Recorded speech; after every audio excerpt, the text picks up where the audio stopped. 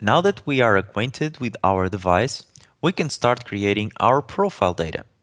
To create a profile in DataMiner, we need to access the apps, and under apps, you would select profiles. Here we can see three distinct groups: profile definitions, profile instances, and profile parameters. Let's start by creating profile parameters. Click Add Parameter to add a new parameter. Give it a nice name. Make sure you have a category of type configuration, as we intend to configure this parameter in our modulator device. Let's make sure to select an appropriate type. So here we're talking about a frequency, so it's obviously a number. And let's make sure to add it some units to have a nicer presentation. Once we're happy with all the configuration, we'll hit Save All Changes, and our profile parameter is now created.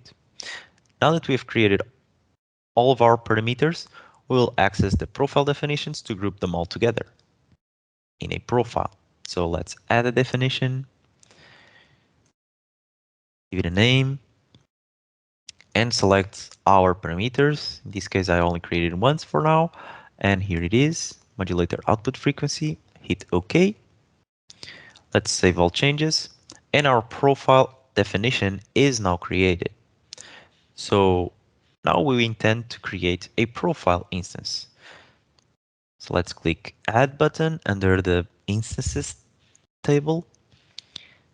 Let's give it a good name. So modulator, and I'll say it's 70 megahertz. And here you would find all your parameters listed. In this case, I'm going to configure my output frequency to 70 megahertz every time I would select this profile in order to apply it to our element. So once I'm happy with the configuration of my profile instance, I'll hit Save All Changes. And now I have a profile instance created.